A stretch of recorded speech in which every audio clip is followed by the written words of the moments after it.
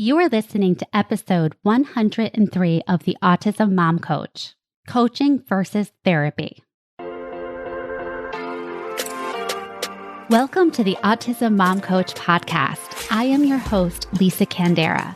I am a lawyer, a life coach, and most importantly, I am the full-time single mother of a teenager with autism and other comorbid diagnoses. I know what it is like to wonder if you are doing enough or the right things for your child and to live in fear of their future. I also know that constantly fueling yourself with fear and anxiety is not sustainable for you or of any benefit to your child. That is why in this podcast, I will share practical strategies and tools you can use to shift from a chronic state of fight-flight to some calm and ease. You are your child's greatest resource. Let's take care of you. Hello, everyone, and welcome to the podcast. I hope you are doing well, and I am so glad you are here. You are in for a treat because in this week's episode, you are going to hear my conversation with my former client, Allison, who was also a licensed marriage and family therapist. Allison is going to share with you her thoughts on the difference between coaching and therapy and why she decided to turn to coaching and specifically me when she found herself in a merry-go-round of meltdowns and feeling guilt and shame about her reactions and overreactions to her teen with autism. This episode will give you fantastic insight into the differences between therapy and coaching and why coaching with someone who gets your lived experience is so powerful. Like I said in episode 102, when you're coaching with someone who understands autism, you get to work right away. You're not explaining, you're not giving tons of background, you're getting to work. And that's exactly what Allison and I did. And as she will share with you, it's one of the big reasons she chose coaching with me because she wanted to get to work right away. As a licensed therapist, she had tons of knowledge. She had done tons of her own self-development. She wasn't looking for theory. She wasn't even looking really for someone to empathize with her. She was looking for how to do tomorrow better. She wanted to stop blowing up at her child. She wanted to stop feeling endlessly guilty for blowing up with him, knowing that he has autism and believing that she should know better about how to react to him. Another thing you're going to hear in this podcast is that there was actually a 6-month gap between when Allison did her consultation with me and when she started coaching. And one of the things that Allison will tell you is stop waiting because as a woman, as a mother, you've already put yourself off. So if you think that coaching is something that's going to help you, get to it. If you think that coaching is something that can help you, then I encourage you to act now and schedule your consultation. Nothing got easier or better in Allison's life in the 6 months between the consultation and when we actually started. And in fact, when we did start and she did start getting results right away, we had to deal with some of the shame that she felt about waiting, which of course we made part of the coaching because shaming ourselves, blaming ourselves, the woulda, coulda, shoulda are not helpful. But this is all to say, if you want relief now, if you want to learn a better way of managing the stress, the anxiety, and the burnout that you experience as an autism mother, I can help you as a coach, and I want to help you now. So if this is of interest of you, if this is something you've been thinking about, schedule your consultation now. I want to know what you're struggling with, and I want to talk to you about how I can help you get the results that you want. So, last plug, schedule your consultation with me. You can go to the episode notes or you can go to my website. All right, with that, let's hear from Allison. Welcome to the podcast, Allison. I am so excited to have you here, both as a client and a mom of a teen with autism, and also a therapist. So if you could, please take a minute and introduce yourself. Sure, I'm glad to be here too. I am a mom, like you said, of a teenage daughter with autism, and she was diagnosed when she was 4. And during that time, and since before that time, I've also been working as a marriage and family therapist here in the Pacific Northwest. Thank you so much. Can you share with us a little bit about your daughter's diagnosis and how that came about and what your life was like before you reached out to me? Yeah, that's a great question. I started noticing some differences with my child early on. Those ranged from some challenges around her staying regulated, her impulsiveness, and just kind of her challenges around going with the flow. I noticed this earlier than when I took her to be diagnosed. Probably around 3 was when I became concerned, and then took her to be diagnosed at 4. That was an upsetting experience for me because although I had a hunch she was going to receive that diagnosis, I didn't recognize how overwhelming the experience of the evaluation would be. And I mention this because at the end of the evaluation, the psychologist said to me, "Look, you can make every hour count towards helping your child." And what I believe now her intention was to share to me that, hey, you don't have to spend every hour in a therapist's lobby.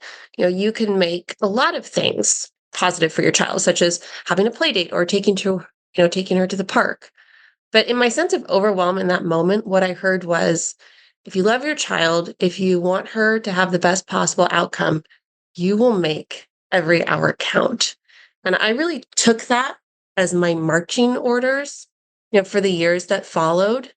And looking back, I think that is really where I forgot about me and I just put every ounce, every thought, all of my bandwidth into really attempting to support her and potentially change her treatment outcome. Wow. Oh my gosh. Yes, I think that what you just described is the experience so many of us have. I mean, I remember people saying things like the clock is ticking, and that was terrifying. And I know for me, I had the same response. It's like, I have to do as much as possible, as fast as possible. And if I do it, we'll be one of those people with the good outcome. And now when I think about it, like, what do people really mean when they say, it'll work out or they'll be okay or it will be a good outcome? And what I really think, and I will say that this has been my experience, I really thought, hey, my kid's going to be, yeah, he'll have autism, but you'll hardly know it. You won't be able to Mhm. tell. And that was really to me what the victory was. Like he would have this disability, but nobody would notice. And now I look back at that and I think, wow, that was really, I understand why I felt that way because when you think about autism, you think in extremes. I thought, okay, there are the kids who are so called high functioning and they're quirky, but live, quote unquote normal lives. And there are the kids who are nonverbal, they're wearing helmets, they're in, group homes, like all of these things that you think about.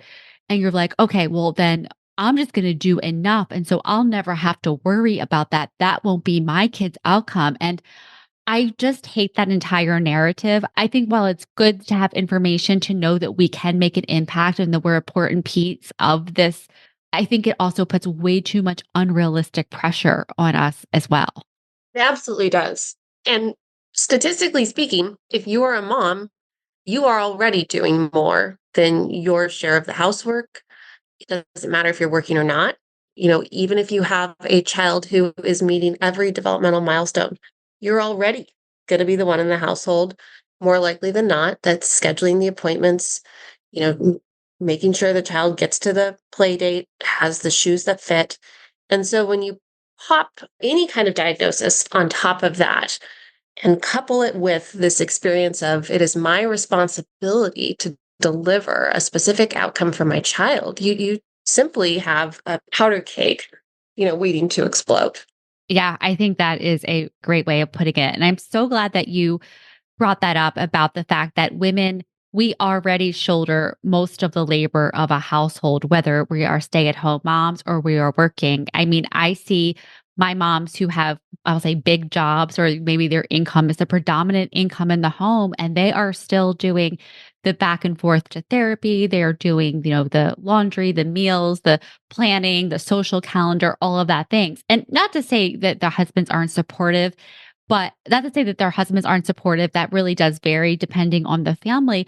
But still, we as the moms tend to take on so much of that as our responsibility. And I think one of the challenges that I saw in myself and I see in my clients is when it came to my son and his diagnosis, that I was making myself in charge of everything. And I had a really hard time even letting other people in to help at all because I saw it so much as my responsibility. Mhm. Yeah, absolutely. Yeah, I think that that's so true. You take what is already an extremely busy, challenging time, and then you place all this additional pressure on yourself to the point where it is so hard to even understand how you might start to let go of some of the responsibility. Not to mention how you might start to like once again factor in some of your needs too. It becomes a very myopic experience. No, it's so true. And I remember living by the idea of that I'll be okay once he's okay. And he's not okay yet because he's still struggling. Mhm. He's still not talking. He's still struggles with transitions, etc. So my work here is not done. Yep, exactly. Which is basically like saying, I will self regulate once my child regulates, right? It places so much pressure then on the child, which is wild because here we were trying to take that all away. Yeah, exactly. Trying to solve for their emotions, with all that we're doing, which is really the opposite. It's like, and you Yep. don't learn that right away. You do, but you do learn it. You do get to the point where you see that your ability to regulate yourself, to take care of yourself, what impact that has on your ability to show up for your child and to have more capacity for whatever they're bringing to you. Mhm. So let's talk about what was happening for you when you reached out to me and just give us some background about what you were looking for and what you were wanting to accomplish. I think I was really recognizing in myself that I had gone kind of past the burnout point and my unhealthy coping skills were very clear. My ability to regulate, however, was not clear. And what I knew I needed was somebody who could walk with me and say, hey, I understand your experience. You don't need to really catch me up on that. But here's what's going on in your brain. Here's what's going on with you. And here's the path forward. Because my rock bottom points really surrounded were primarily about my inability to stay calm. And that would look like yelling or that would look like storming out. And those moments are so painful to recall. And I almost felt like I was a bit on a merry-go-round. I would make some progress and then I would have a regression. And I realized that I needed somebody to help me through this. Yeah. Well, and I think that that happens so often. And I know that it happened with me. Like, I got to the point where I was like, I can't keep doing it like this because, at the time my Mhm. son was only 12. I was like, we got a minute to go here. I need to get this, in check. So before we get into our coaching relationship and the gains that you made, I would love for you to talk about why you reached out to me, a coach versus a therapist. Because as part of this podcast, I really do want to explore the difference between coaching and therapy. And who better to talk about that with than an actual therapist? Yeah, it's a great question. Even as a therapist, I find navigating therapy to be challenging. I know my clients do. The reality is, there are so many different types of therapists out there, and they practice from many different theoretical orientations. So you could find a therapist who talks about how past experiences inform who you are today. You could find a therapist that helps you stay more present in the current moment. You could find a therapist who really wants to talk to you about future goals. But sorting through all of that can be pretty overwhelming. And then on top of that, what really is important to people, and myself included, is that you have what's considered like a good fit. And I think for many parents with autism, a good fit is a peer, somebody who understands what it is to be a parent in this situation. And so that was very clear, right? That I needed that. And I also just wanted to work with somebody who could be very clear and very goal oriented and structured around, what my goals were. You know what? I had such the same experience. And for me, and I'll just say, I would get your thoughts on this. When I think of the line between therapy and coaching. I think that they are very similar and I think that they can work really well side by side.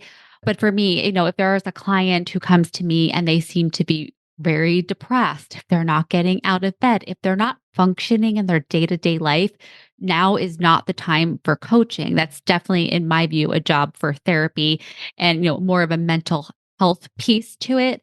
My own experience also with therapy, and the reason I decided to go the coaching route is that I had just moved to a new state. And my thought was, I don't feel like catching somebody up on 40 some years of life to figure out how to do tomorrow better. I want tools and resources specific to my situation, and I want them now. Because the fact is, I had done a lot of that kind of work before. I thought I had a really good understanding of what from my past was influencing the present, but that knowledge was a nice aha moment, but it wasn't helping me move forward. And I wanted that specifically so much. Yeah, absolutely. And I think that therapy can work really well with coaching. I think you can consider therapy as a way to clear the path for coaching. And what I mean by that is if somebody is experiencing symptoms of depression or anxiety that really is impacting their functioning in day to day life, speaking with someone who can provide that type of treatment plan is going to be essential, right? So that you can tackle the hard work of coaching. For example, I've had clients who have come to me with ADHD. I'm not somebody who works with ADHD, but I do work with anxiety. And so Mhm. I can work with them on their anxiety. And then I've oftentimes referred them out to a coach who specifically works with clients who have ADHD. And so it absolutely can go together. And I think you're right. If you are ready to embark on coaching, hopefully you have had some other supports along the way so that you can hit the ground running. Yeah, and I find that with like most of my clients, they've done a lot of self-help. They've done a lot of that work and that really does prepare them so well for the coaching because when I'm talking about different concepts, it's like, "Oh, I've heard about this in a different way," or they've applied it and maybe not really understanding why they were applying it. So, for instance, when we're talking about things like deep breathing and exercising and all those sort of self regulation things, when I'm teaching it to them in terms of the coaching model, in terms of the nervous system, then it really kind of comes together for them and they get it so much quicker.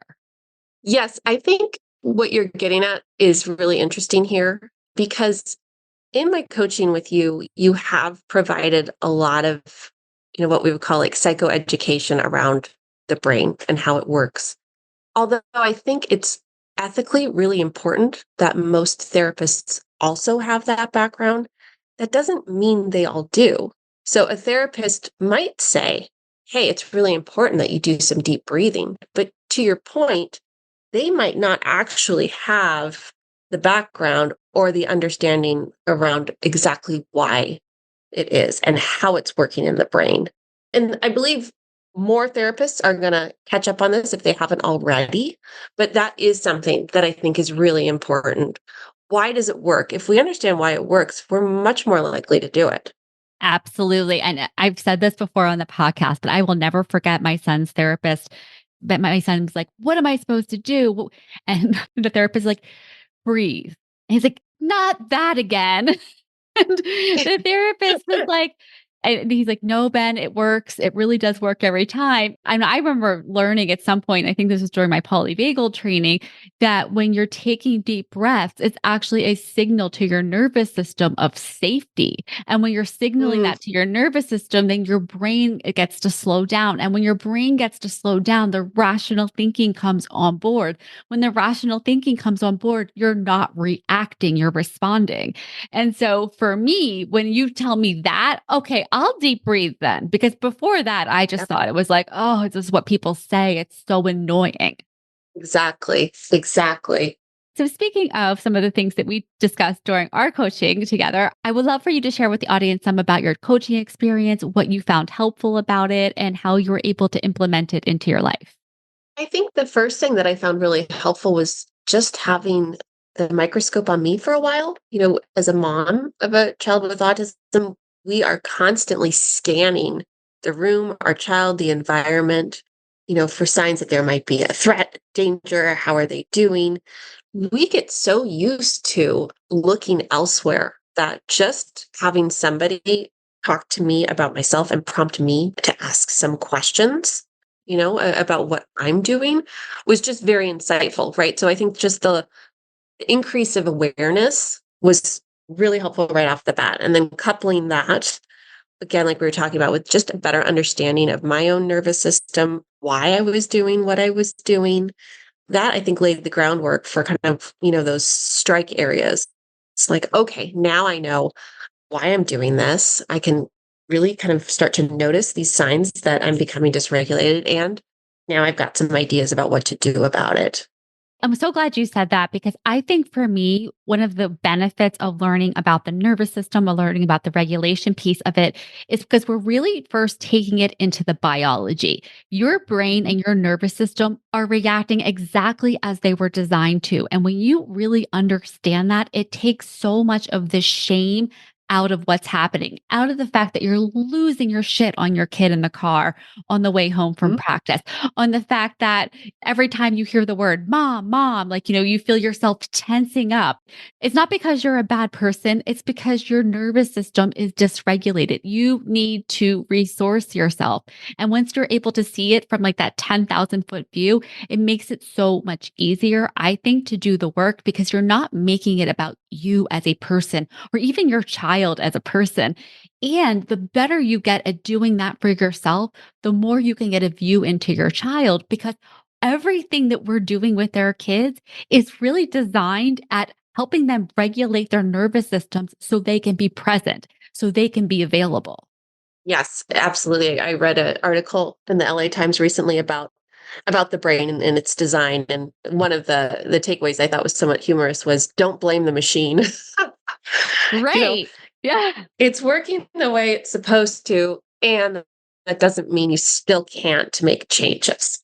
Yeah, and I find this like work so fascinating. It's like the idea is that once you have this awareness, you get to be looking into the operating system instead of being just a part of it, right? And so it's like, instead of being stuck in the matrix, right? You're looking over it and you get to decide like, oh, and I see so much of the stuff that happens, especially between parents and their children as a dance. I always describe it to my clients as a dance. It's like you are doing this dance. And so, what we're looking for in any moment is for you to make a different move, the slightest different move, because it changes the dance. And let's see how you making those little adjustments can help you out. They can, turn the temperature down for you. They can help with your own self regulation so that you're not sort of like just reliving your pattern day after day after day. Yeah, a lot of times when I'm working with couples, I'll talk about a similar concept, but I talk about how a couple is a system that has reached some level of homeostasis. It doesn't mean that anybody likes the dance they're doing. It's just the dance they know. And Oh, it's that's become so so patterned, interesting. right? So then what happens if, to your point, if you change like an ingredient, you change a step, well, the system will recalibrate. You just have to be willing, right, to be the one to make the change versus waiting for your child to make a change. So for you, what were the changes that you've made that have enabled you to improve your experience as a parent? One big change that's had a big ripple effect was being able to recognize earlier when I was becoming dysregulated, some of the kind of common factors around those experiences, common environments or common situations, and pulling myself out or pausing earlier. That was a big shift for me instead of staying in it long past, right, my expiration in terms of my own level of calm. That has really helped. It's almost allowed me to have again that 1,000-foot view Yeah. and take some steps towards a different, dance step. I'm not perfect at it. There are certainly situations in which I recognize I didn't catch it earlier. My temperature went up way faster than I thought it would. But that overall has really made a big difference.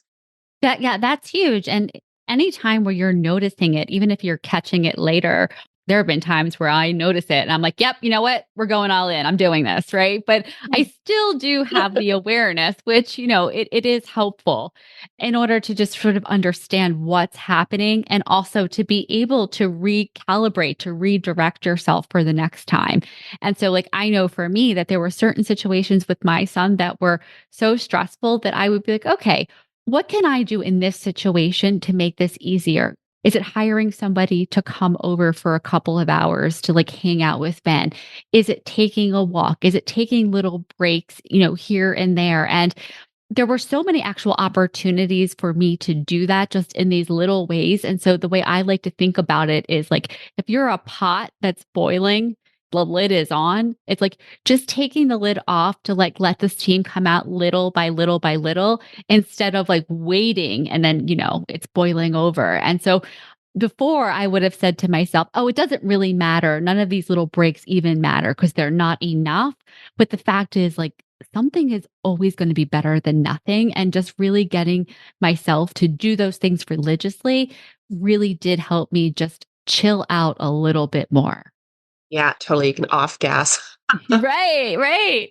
So, one of the things that we haven't talked about is your daughter, her profile. If you could just share a little bit more information about that. One of the topics that we talked about in our coaching and that I wanted to talk about now is something that I talked a couple of weeks ago about with Carrie Cariello, and that is having a teenager and that untethering of the codependent relationship that often emerges when you are parenting a child with special needs. So, just to go back, if you could just tell us a little bit about your daughter and your relationship with her and how you're seeing the relationship evolve as she's entering her teenage years. Yeah, I mean, we are now right in the beginning of the teenage years. She's 13 here in our state. That's middle school. She's in the seventh grade, right in the middle of it. What I've noticed is an increased need for independence, which makes a lot of sense, right? But still, she will often come to me and talk about something that happened at school or something that she said. In some ways, I think just to kind of get my read on the situation. And in other ways, I think because for so many years, I was asking her for this information. What happened at school today? Who said this? Who said that? Because sometimes her behaviors at school would be unexpected and kids would react understandably in a way that was confusing to her, or they might not want to play. And I would jump in trying to essentially fix the situation, either by coaching her on how to do it differently or maybe reaching out to a teacher. And I don't even know that I was ever very successful with it, but it certainly set up a dynamic where she was talking to me a lot about school because I was asking so much about it. My big fear was always, is my child going to be all by herself, right? Is she going to be lonely at lunch? Is anybody going to play with her? And now, she's navigated it fairly well. It doesn't mean she doesn't do things that are unexpected, and she's certainly not going to be the most popular kid in the class. But I'm also recognizing that I have to stop, prompting for that information. I need to listen without jumping in with my suggestions. It's a big stretch for me. Yeah. Yeah. And I totally understand that because I know with my son too, trying to help him navigate, especially as he moved from like, that 9, 10 to that 11, 12, when the communication with his peers just became different and his ability to understand what was going on and to follow exactly the conversation and to get some of the cues. I found myself like all the time, like watching a TV show with him and trying to point out certain things. And as much as like I love him and I wanted to help him, I was also trying to, I would say, action my way out of my own anxiety and my own fears. So that feeling again, like if I do enough, then he's going to be okay with showing up in all different sorts of ways. Yes, absolutely. Because I can't calm myself down around an outcome that I fear. Now I'm going to get all up in your business. And yeah, I also would say this is a challenging dynamic for another reason too. I think as moms of kids with autism, we're oftentimes told, your child doesn't understand this, so it's your job to essentially translate for them. Yes, yes. And that really comes up against, again, what we're told to do in the teenage years, which is kind of like pull back. So I've oftentimes also just felt very stuck around this idea of, wait a minute, I'm the person that's supposed to explain it because I've been told my child doesn't get it. And I'm also supposed to give them space to experience things and try things out. And I'm also recognizing I have a lot of anxiety about the whole shebang. And Yes. it's a very, very tricky spot. Yeah, it for sure is. And especially with a child with autism, because there is a codependent relationship that I do think naturally arises because we are their eyes, their ears, their advocates. We are, their right arm for a lot of their life. And that has serves them in so many ways. But that it also gets us into this situation where I found myself always trying to solve for my son's emotions. And so if I saw his anxiety getting high, I would go into hyperdrive. And what that resulted in is he got to the point where then he really did expect me to fix things. And when he was younger, I was kind of able to do it. I was able to smooth a lot of stuff over. But as he got older into his teenage years, I clearly wasn't. And I just remember his frustration like, you're supposed to fix this. Help me, help me. And I'm just like, and that's when I really need to start to pull back with him. And I would say things like, this isn't mine to fix. I've done everything I can, right? And trying to help him understand the boundary there. But it was rightfully confusing to him because in his world, his experience is I have a problem, mom fixes it. Yeah. Yes.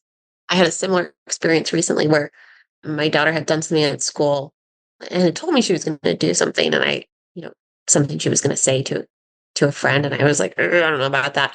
And she came back around and she said, but this thing happened. I don't know why I did it. I think I did it because you didn't tell me not to. Right. And I recognized in that moment, oh boy, I think I've gone too far. Yeah, it's like, the idea of like, I've been your prefrontal lobe for a long time, and now you've become overly reliant on me. Yeah, absolutely. I mean, I just want to say, to you, I mean, I've said this to you, I say this to myself, and I'll say it to anyone who wants who will listen is I think as autism moms, we put so much pressure on ourselves, right? To be the fixers, to do all of the things. And then you might get into these years, the teenage years, and see some of the codependence and then blame yourself for that. And I'm going to say, please don't do it. One, I think it's normal. But two, it's like we're all doing the best that we can. And when we see things that maybe aren't working as well as we thought or that we hoped, we always get to course correct. And course correcting can be difficult, it can be challenging, but it's a lot easier when you're not blaming yourself and when you're not shaming yourself. And so my suggestion is always like for me, like when I saw with my son, I'm like, okay, we have to go a different way is like you can make those shifts, but you don't have to do them then with the 2020 hindsight of all of the things I should have done differently. Because guess what? Whatever you did was probably exactly the way it needed to be. And if it wasn't, it's okay too. And I see so many of my clients, they have these experiences with their typical kids where maybe they did something that they wouldn't have done and they course correct, but they don't put that weight on it that they do with their autistic kid. Because I think we've all been fed this idea that if we do certain things or a certain combination of things, that we are going to get the prize of the child who is quote unquote okay at the end. And that's just unrealistic. And I think that it's like something that we all tend to use against ourselves. So, this is all to say if you're listening to this and you're thinking, oh, maybe my kid's codependent with me or I'm codependent with them, like it's okay. And you can make whatever shifts that you think you need to as the CEO of your family. And so, again, it's like any advice that you're hearing here, if it doesn't fit for you, like you get to choose what you apply and what you don't. And I think, Allison, this is one of the things that, you and I talked about too, is like the importance of being the CEO. I also think that for a lot of us moms, because we have been so involved, I actually think there's an opportunity for a lot of us to sit down and have that conversation with our kids and just put it out there. Hey, in your early years, I was working really hard, to make sure that you were understood, that you understood how things were going at school or at home.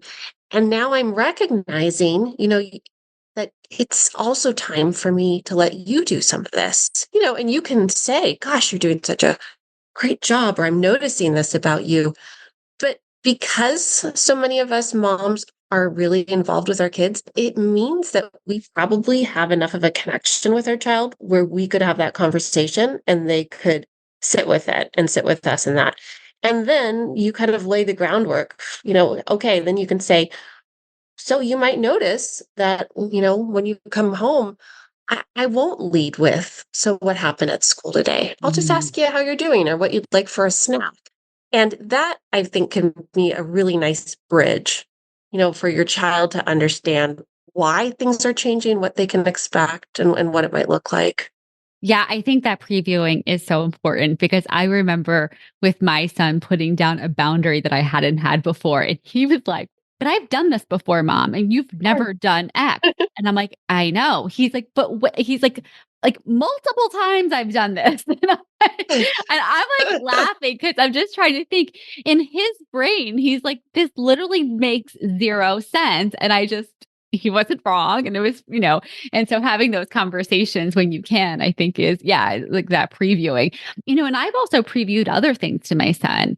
I'll say things like, I know that you think yelling will get you this and it's not, just to like let him know ahead of time. I know you think that if you do this, then I will do this because he's right. I have in the past. And so I've also Hmm. had those conversations with him just to make it clear. I mean, he's not happy about it, but I mean, and I'll just give you an example. Sometimes, like my son knew that he could get my full attention if he hit himself. And he knew that. So sometimes he'd be like, Mom, do you see what I just did? Because I ignored it. Hmm. And I would just say, listen, I know what you're doing and I know that you think this, but here's another way that you can get my attention or we can have this conversation. And so I know that's not always possible for every kid, but, give it a try. If it works for you, it works. And if it doesn't, then, you know, there's other things hopefully that you can try as well. Oh, yeah. I love that. All right. Well, thank you so much for being on the podcast and sharing your experience and sharing your knowledge as a therapist. I so appreciate it. And I think this is going to be really helpful. Well, thank you for having me. You are so welcome. So, before we end, I would love to get your take on something that I hear a lot from clients or even prospective clients about not having the time and, not having the time for themselves. And that's why some of clients will not coach or they'll put off coaching. I want to get your thoughts on that. You have two children, you have a full time job, you have a very busy life, and you made time for this coaching. And so, I would love to get your thoughts on this. Yeah, I think what's really great about coaching with you is that I already knew coming into it that you understood more or less my core experience because that is something that takes a lot of time to share with another individual. And on top of that, you have to kind of take a chance that this individual will be empathetic versus judgmental. We Yeah. don't have a lot of time as autism parents. We're really busy and we tend to, again, file ourselves last. But at the end of the day, what I have found is that this work has saved me a lot of time. It's saved me a lot of time apologizing. It saved me a lot of time feeling bad about myself. It saved me a lot of time ruminating around a choice I had made or attempting to plan out how I would do it differently. Coaching has been a great experience, not only because I could hit the ground running, but because it did allow me to take a lot of control back. And from a time perspective, the time you put into it, you're going to get it back and more. Yes, I completely agree with that, both as a coach and as a client of coaching, because I have a coach and I have found that to be my experience. I can be stuck on something and one coaching session, I can just, get through it. I can move on to the next thing. I can have a lot of energy around it. And it really surprises me, honestly, every time, because sometimes, I'm like, oh, I don't want to show up some days. I'm not in the mood. And I say the other thing I love about coaching is your coach takes you however you are on that given day. And so I remember saying to you, and I've say to all of my clients, You don't have to have something to come to me with. I know what your goals are and I know how to ask you questions. I know how to engage you. I know how to take you. If you're crying about something or if you're chipper about something and you feel like everything is going great, I don't even think I need coaching today. Like there's always things that you can work on and there's always shifts that you can make. Yeah, I agree with you. I think because coaching is so goal oriented, you can show up in any way that you are, knowing that the person across from you understands what it is you want to get out of it and is smart enough, directed enough to get you there, regardless of whether or not you're coming in with the best day or the hardest day. And that clarity is a really nice peace of mind. Yes, I completely agree. As somebody who was perseverating for 4 days straight about a PowerPoint and then managed to knock it out like in a half hour after my coaching session because I stopped tripping over myself. It saved me a lot of time and a lot of heartache. Again, Allison, thank you so much for taking your time to talk to the audience. I really appreciate your willingness to share your experience and your story. And thank you so much. No, thank you very much. All right. Well, that's it for this week. I'll talk to you next. Thanks for listening to the Autism Mom Coach. If you are ready to apply the principles you are learning in these episodes to your life, it is time to schedule a consultation call with me. Podcasts are great, but the ahas are fleeting. Real change comes from application and implementation, and this is exactly what we do in my one-on-one coaching program. To schedule your consultation, go to my website, theautismmomcoach.com, work with me, and take the first step to taking better care of yourself so that you can show up as the parent you want to be for your child with autism.